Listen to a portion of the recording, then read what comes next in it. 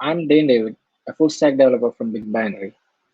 I've been working with React and JavaScript for the past 4 years, and today I'll be speaking about error boundaries in React. So, what are error boundaries?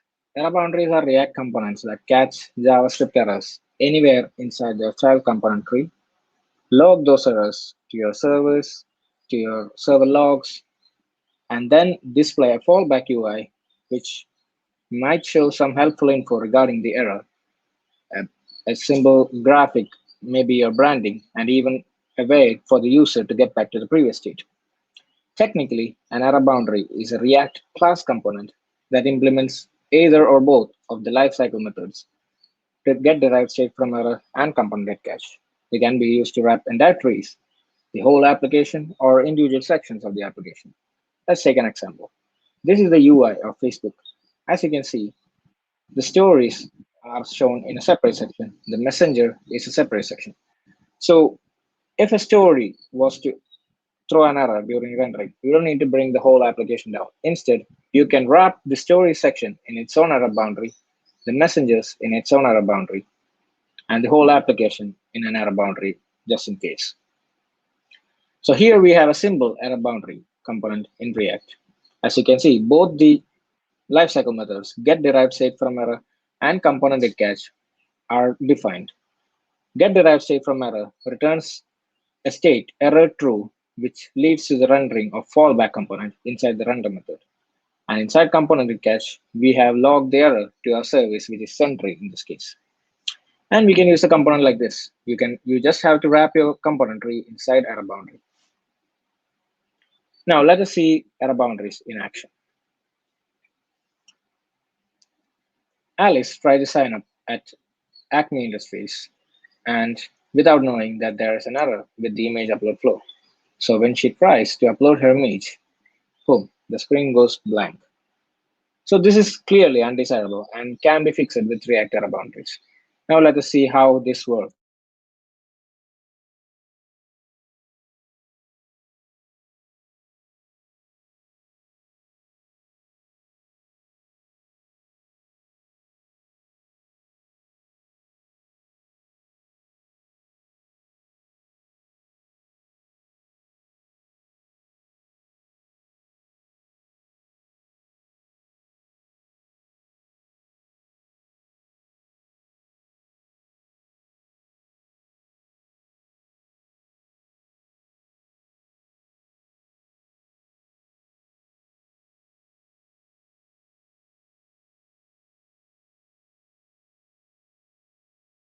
Has been committed.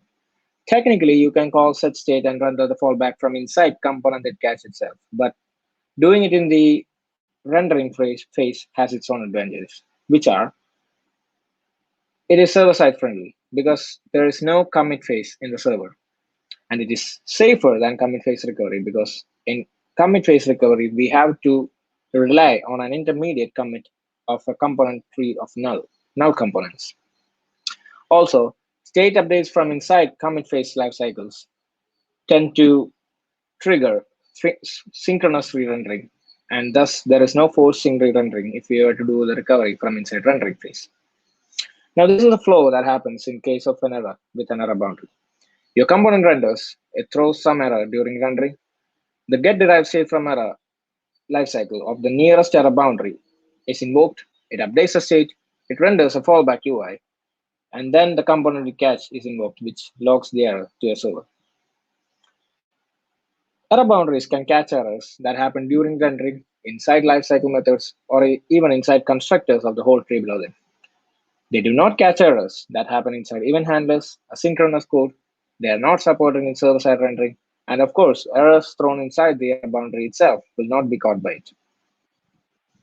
Now, to showcase the flexibility of error boundaries, I have created a dashboard application with many widgets. From our discussion previously, we know that each widget would be typically wrapped in its own error boundary. So if one of the widgets were to break, you can show the fallback UI instead. Break for some reason. Now this is clearly undesirable UI from the user's perspective. Most of the dashboard is broken and still he has to see a number of fallback UIs. Instead, it would be better to bring the whole dashboard down. Now, I was able to hack up a bubbling mechanism that using two error boundaries that communicate with each other using the React Context API. So if more than threshold number of error boundaries are invoked, we can bring the whole UI down like this. Let's look at the code. As you can see, the dashboard is wrapped in its own dashboard boundary, and each widget is wrapped inside a widget error boundary. The dashboard error boundary keeps track of a child error count, which keeps track of the number of child widget error boundaries that were invoked. And this number is incremented from inside the component cache of widget error boundary. And you can see that as soon as the child error count increases the threshold, we throw an error from inside the child error boundary, which causes the parent error boundary to render the fallback. Now, before I conclude the talk, I would like to talk about a very useful library called React Error Boundary. It handles all common cases where we would typically need to write our own error boundary. It exposes three APIs: an error boundary component, an HOC, and a use error handler hook. The error boundary component is what you would expect it to be. It has three props to specify what to show as a fallback. It has a fallback component, a fallback render prop, and a fallback prop in tandem with the suspense API.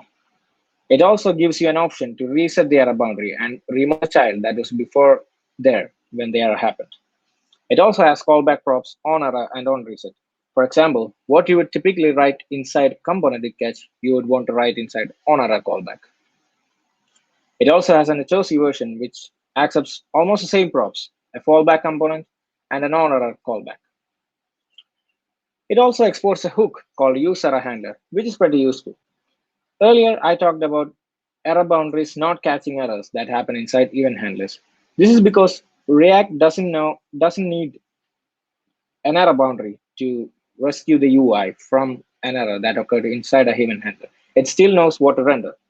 But in some cases, especially when you have a good fallback UI already in place and you want to explicitly let the user know that something went wrong, it would be preferable if you could show the fallback UI even inside errors inside event handlers. We can see this in action.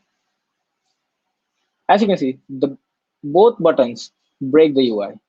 The both buttons throw errors on clicking.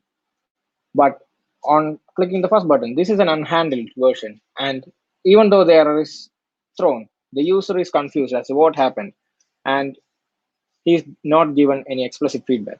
But using the hook from the React Error Boundary library, we are able to invoke the nearest error boundary component and show the fallback UI. It can also be used directly by passing in the error objects that is returned by data fetching libraries like Apollo. If the error object that is returned by Apollo has a truthy value, it renders the nearest parent fallback UI, and thus you can invoke the fallback UI without having an actual error during rendering. So with that, I would like to conclude my talk. I hope that by now you might have realized the importance of having fallbacks in anything. So use error boundaries and provide better user experiences to your users. Thank you.